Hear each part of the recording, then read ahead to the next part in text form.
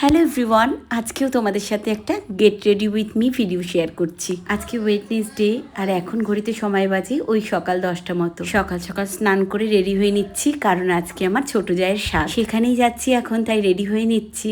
তবে চুলটা আজকে ভেবেছি একটা খোপাই করব। আজকে আর চুলটা খোলা রাখবো না, কারণ যা ভীষণ গরম পড়েছে। আজকে আমি একটা পিওরের উপরে সিল্কের শাড়ি পরেছি, তবে এই শাড়িটার নাম আমার ঠিক জানা নেই।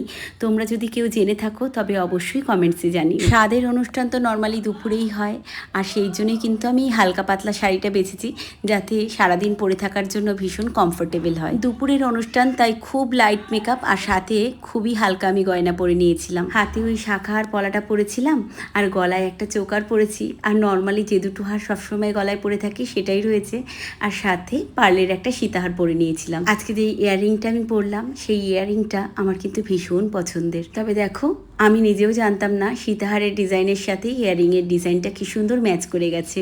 দুটোই ময়ূর মোটিভের ওপর রয়েছে। মেকআপ তো আমি আগেই করে নিয়েছিলাম, আর শাড়িটার মধ্যে যেহেতু রানী কালারটা রয়েছে, তাই কিন্তু আমি একটি রানী কালারের ডিপ শেডের লিপস্টিক পরেছি। একটা কম্প্যাক্ট ব্রাশ আর লিপস্টিকটা ক্যারি করলাম। জানো, আজকে ভেবেছিলাম একটু পায়ে আলতা পরবো, কিন্তু রেডি হতে হতে এতটাই লেট হয়ে গেল, তাই আলতাটা আর আজকে পরা হয়ে ওঠেনি। যাই হোক, এই শাড়ির সাথে গয়নাগুলো দিয়ে সেজে আমায় কেমন লাগছে অবশ্যই কমেন্টস করে জানিও। তোমরাও খুব ভালো থেকো।